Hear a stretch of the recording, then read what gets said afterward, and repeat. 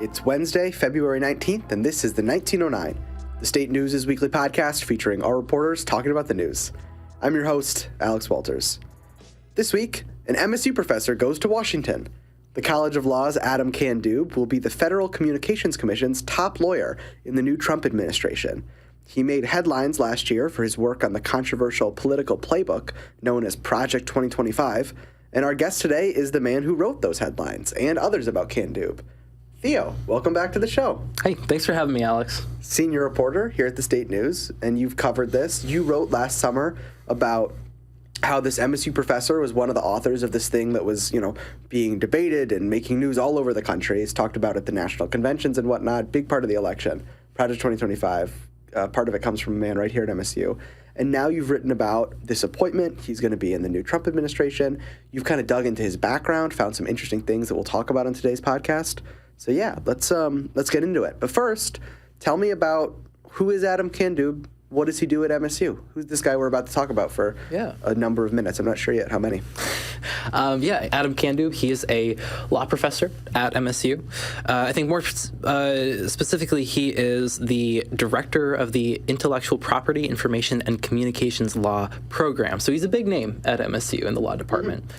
And more recently, he's a big name in the federal government. Yeah. But so not just in the first Trump administration, he was teaching at MSU and also involved in, what was his role the first time around? Yeah, so the first time around, he had various stints within the federal government. In 2020, though, he broke his 2-decade teaching streak at MSU to work as the Deputy Associate Attorney General for the Trump administration's Justice Department. And he was, before then, he had various legal positions in D.C. So he's both worked in the federal government in policy, and now he's an academic who kind of studies that kind of thing and writes about it in theory. Yes, that's right. He teaches several introductory law courses, as well as, I believe, at least he used to teach a course on conservative thought in law. I see. And is he a practicing attorney too? Not actively, I don't think. I see. But you wrote in one of your stories about the suit in 2018 that he took on. Right. Yeah. In 2018, he did have a job. He was representing actually a prominent white nationalist, a man named Jared Taylor. And in a suit against Twitter, basically Twitter banned his profile, and he sued them. And later the case was dismissed. But sort of an interesting thing there, 2018. Yeah, back in the day, Twitter used to have content moderation. Now, right, Wild West. But so tell me about then, what is this, over the last couple of years, he gets involved in Project 2025. And I'm guessing most listeners of the 1909 have heard this thrown around in, the debate last year around the election. It was much talked about. But can you tell me actually, what is Project 2025 actually, not the way it's kind of described in these partisan fights? And what was his role in what did he do to be a part of it? Yeah, so Project 2025, it's a over 900-page blueprint. It was made by a conservative think tank called the Heritage Foundation. Basically, think tanks all over, they're basically preparing, this is before Trump was actually elected, for the potential next Republican president.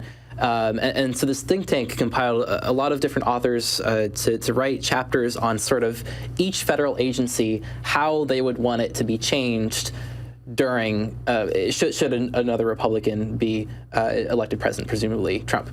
So Candeub was one of several authors of this thing. He wrote a chapter on the Federal Trade Commission, basically arguing that the agency should have kind of more of a role in regulating. They should set up a task force, for example, to investigate businesses that are using DEI initiatives and economic, social, and governance initiatives to sort of ESGs, thrown around in a vitriolic way, kind of as a means to.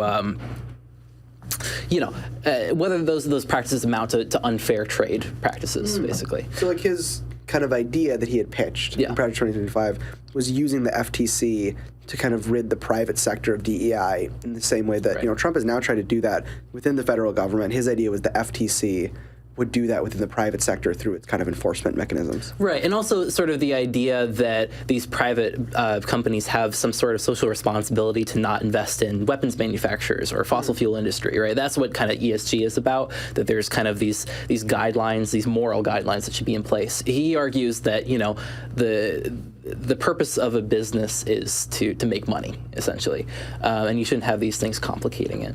Yeah. So that was his big argument, you know, as long with regulating the online privacy of children, you know, kind of regulating the contracts that they might sign with big social media companies. You know, when you sign up for Instagram, for example, you have to sign something, and a lot of children are signing these waivers that, they aren't reading. Conditions. So he wants more oversight over that. So, yeah. Yeah. And what did, you talked to students in the law school about, when Project 2025 last summer was the subject of so much debate. Mallory McMorrow's up there at the DNC with her big printout of it, making fun of it, and it's in these negative attack ads about the evil Project 2025 agenda. What did law students think about having a professor who actually wrote part of this thing that people were talking about all over the country? Yeah, I mean, they didn't like it. The Student Bar Association, so basically kind of like the undergraduate student government of the law school, they actually passed a bill kind of denouncing his involvement with it. They say that Project 2025 is kind of runs counter to MSU's own principles. It has a very heavy, aggressive stance on LGBT issues, immigration, DEI, as we've mentioned, things that MSU publicly has been very supportive of. So they argued that his involvement of it is kind of runs counter to that, and they signed a resolution saying that Candeub should basically disavow many of the harmful ideas in that document. So they weren't necessarily specifically taking issue with the chapter that he wrote about the FTC, right. but other, some of these more kind of extremist chapters throughout the document. Exactly, yeah. Yeah, and what about students who actually, so that's like the undergrad student government, students who just had him as a professor. What's this guy like to be in class with Adam Candeub? Yeah. Well, I think it's well known, you look at his Rate My Professor, and I've spoken to students who said this directly to me, that he's known for kind of his edgy wit. One describes it as non-PC language, things you can't really say in class. But in general, people really do like him as a professor, that he's, open-minded, that he has views of his own that he does definitely express, but he's a good teacher. I think one student described it well, said that, overall he's a good professor, but I do know his politics are kind of insane. And I thought that was a good way of summing it up. The students might disagree personally with what he believes, but generally he's respected in the department. I see. And that quote has been cited in national media now. It's a great, kind of a funny little turn of phrase that student came up with that you talked to. Right. Shout out Ben Smith, I guess. From Semaphore. Yes. He cited you. Right. Yeah. I was so confused for a second. But tell me about this. So the tension over Project 2025 was that this think tank goes off and comes up with this thing. And Democrats are saying, look at what Trump did. Look at what he wants to do. If you vote for him, he's going to do all this stuff. Trump tries to distance himself from it and says, guys, this think tank came up with this. What I want to do is my official platform. I don't have anything to do with this Project 2025 stuff. The counter to that was Democrats saying, well, the people that wrote it are people that floated out of your first administration and are inevitably going to float back into your second administration. He disavows that. Adam Candeub, kind of a perfect example of that exact thing. He worked in the first Trump administration. He went back to academia. He writes this chapter of Project 2025. Now, what is his new job going to be? What does it mean to be the general counsel of the FCC? And explain, too, FCC, FTC, similar terms, confusing. So Theo, tell us, what are all of these acronyms and what is his job going to be?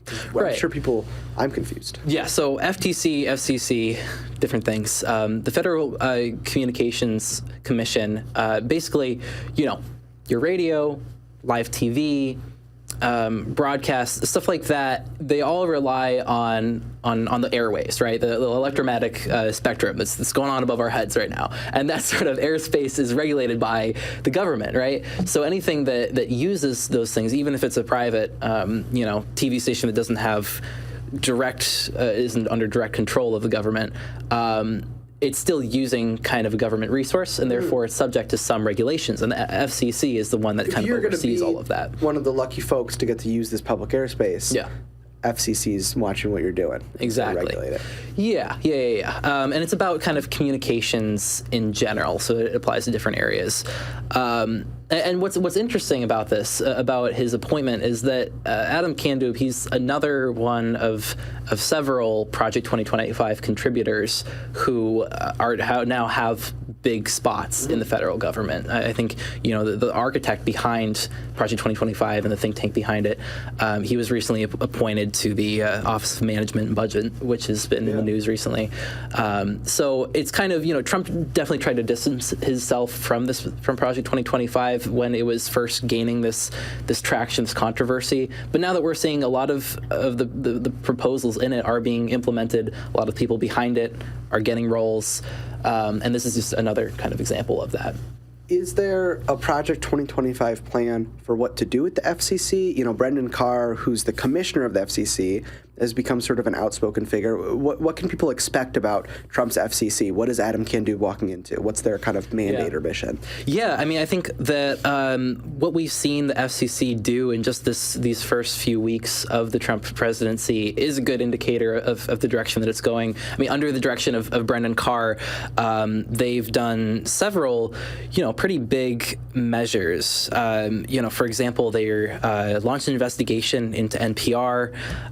They ordered the release of this transcript of a 60 Minutes interview with Kamala Harris. This is the subject of a lawsuit that Trump is involved in. They also ended their promotion of DEI.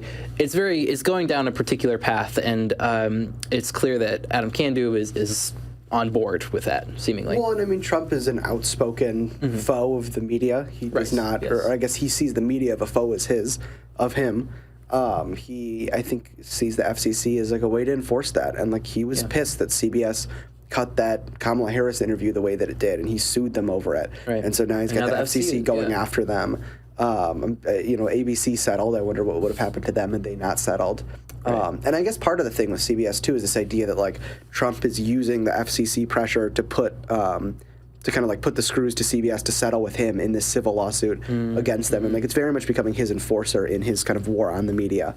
Right. It's also, I think, the FCC, especially Adam Candeub's role in it, is expected to go after kind of big tech. Section 230 is something that protects social media companies from liability for what their users post. So, if you post something that might be subject to a lawsuit or whatever, it's you who are being sued, not the social media app that you've posted it on, right, under this Section 230.